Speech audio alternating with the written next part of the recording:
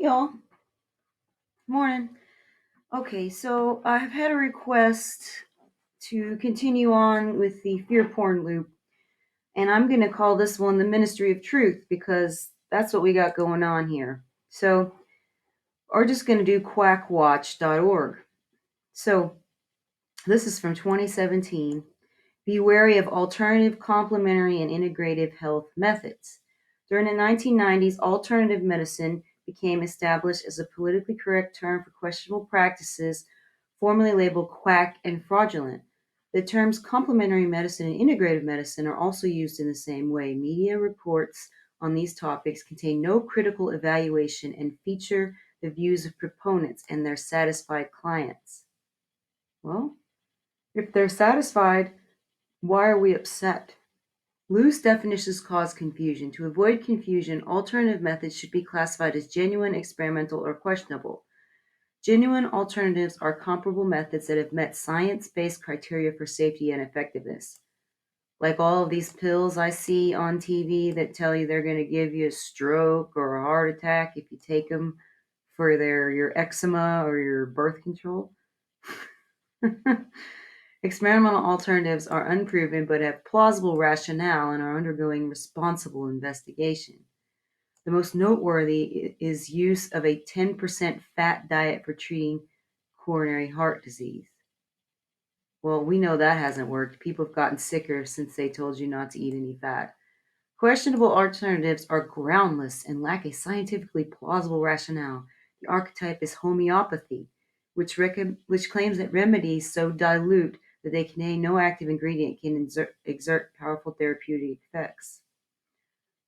Well, we know that Big Pharma takes all of these herbs and takes them into the lab and zhuzhes them up and makes them their own and then calls it medicine, and it's the only thing that works, right? Like, for instance, Valium, which is synthesized in a lab, came from valerian root. This is interesting. So let's think about it to ourselves. How does one start looking at alternative or complementary medicine, anyways? Because your Rockefeller controlled medicine isn't helping you, right? Like, why would you go? If your regular MD is helping you, why would you go out here? And so this is part of your fear porn loop, right? Even just the condescending way that these articles are written. There is no alternative medicine. There is only scientifically proven, evidence based medicine supported by solid data, or unproven medicine for which scientific evidence is lacking. Whether a therapeutic practice is Eastern or Western, is unconventional or mainstream, or involves mind body techniques or molecular genetics is largely irrelevant, except for historical purposes and cultural interest. We recognize that there are vastly different types of practitioners and proponents of the same forms of alternative medicine and conventional medicine, and that there are vast differences in skills, capabilities, and beliefs of individuals within them and the nature of their actual practices.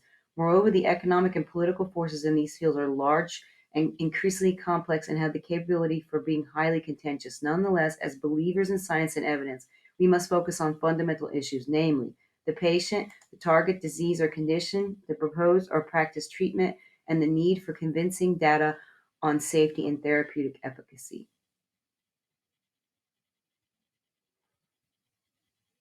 See, and they have all of these guys here trying to debunk, right, and tell you that anything outside of the system, right? So if you're sick and your regular medical doctor isn't helping you, there's all these MDs out here, right? A professor of physics, so what the hell does he know about medicine?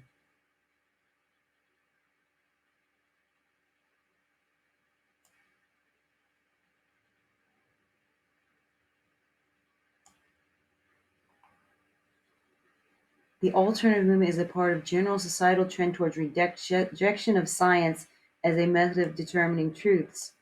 Or is it a rejection of a system that says there is no other way to solve a problem? Alternative promoters often gain public sympathy by portraying themselves as a beleaguered minority fighting against a self-serving monolithic establishment. That's what they are. I mean, look at this. The Center for Inquiry here. This is who supports Quackwatch. The rules of science. People who make the claim bear the burden of proof.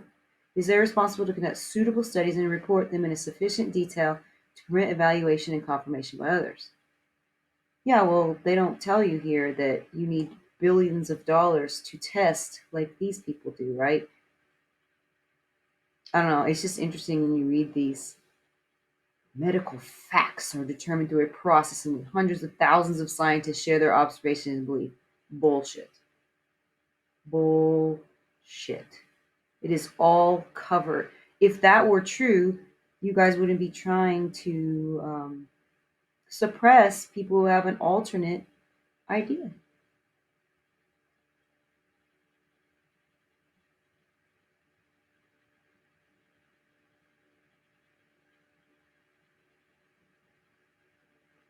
Science versus vitalism. Many alternative approaches are rooted in vitalism, the concept that bodily functions are due to a vital principle or life force distinct from the physical forces explainable by the laws of physics and chemistry and detectable by scientific instrumentation.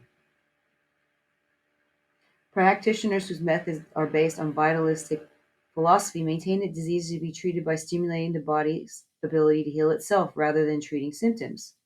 How is that wrong? Homeopaths, for example, claim that illness is due to a disturbance of the body's vital force, which they can correct with special remedies, while many acupuncturists claim that disease is due to the imbalance in the flow of life energy, or qi, which they can balance by twirling needles in the skin. Many chiropractors claim to assist the body's innate intelligence by adjusting the patient's spine. Naturopaths speak of vis medicatrix naturae. I've never heard that. Ayurvedic physicians refer to prana, and so on. The energies, quote unquote, postulated by vitalists cannot be measured by scientific methods. Well, don't allopaths use a electric shock to bring you back to life, right? Because the body is electric. That's actually a good book, The Body Electric. Although vitalists pretend to be scientific, they reject the scientific method, which, with its basic assumptions of material reality, mechanisms of cause and effect, and testability of hypotheses, they regard personal experience, subjective judgment, and emotional satisfaction as preferable to objectivity and hard evidence. Well, I don't know how you can say that. Do you hear the condescension? This guy's such a condescending fuck. Overclaim and puffery. Alternative promoters often claim that their approach promotes general health and is cost effective against chronic health problems.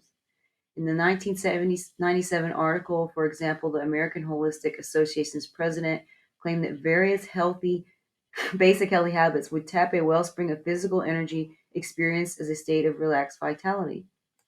Well, I mean, it kind of makes sense to me, right? Like, if you are basically healthy, wouldn't you feel pretty relaxed? In addition to exercising, eating a nutritious diet, and getting sufficient sleep, the list includes abdominal breathing, taking a full complement of antioxidants and supplements, and enhancing the body's ability to receive and generate bioenergy through regular acupuncture treatments, acupressure, healing touch, cranial sacral therapy, qigong, and several other non-standard modalities. As far as I know, there is no published evidence that alternative practitioners are more effective than mainstream physicians in persuading their patients to improve their lifestyle, nor any vitalistic approaches have been proven effective or cost effective against any disease. Well, yeah, because which one of your big pharma cronies is going to spend their time studying any of this stuff when they don't make money off of it, right? Think about it.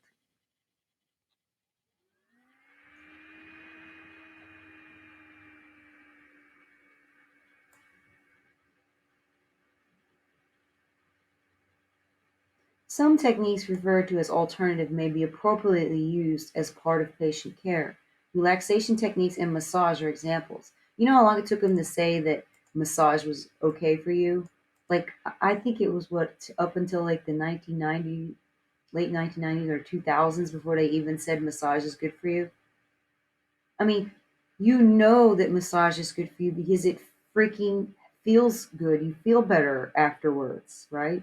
Even someone like me who really suffers when they're massaged because I have a lot of scar tissue. It's been bad lately, actually. I've been wishing I could die in a opium den. But like it helps. But they, anything that helps someone is anecdotal, right? Although what their tests are anecdotal, and we'll go here to this Pfizer stuff and show you some anecdotal.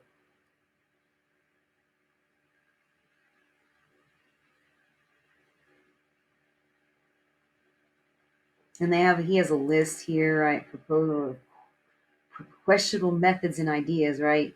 Here's the people not participating in groupthink. Look at this pastor. He got on there too. See if we know any. Russell Blaylock with the link to Skeptics Dictionary. This congressman is on there. Oh yeah, the Kennedy congressman's on there too. For not agreeing with everything. There's Dr. Brzezinski's on here too. This guy in Houston that's a doctor, and he's very interesting because his office has been raided 5 times by the FBI. They've been trying to take his records for many years and get rid of his license because he treats people who, after the uh, the regular medical doctors get done with the cancer patients, these people have brain cancer and they can't be treated. They end up going to Dr. Brzezinski, and he's actually had, Robert Kennedy.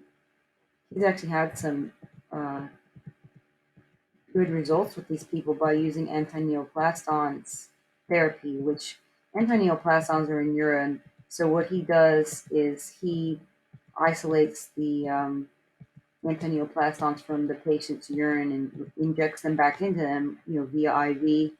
And he actually, I think he patented that technology. And these scientific corporations, they even sent a doctor there to try to steal his anti-neoplaston idea. I mean, this is how bad, if you look into Dr. Brzezinski, things are. Dr. Mokola, I knew he would be on there. Let me see if I can find. I know that I had seen this before, that Dr. Brzezinski's on there.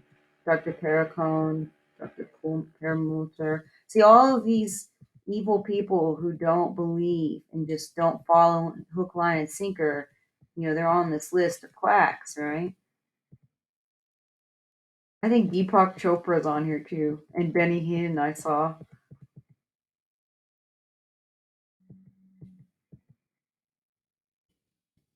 Don't you dare go against. Oh, hey, look, U.S. Representative Diane Watson's on there.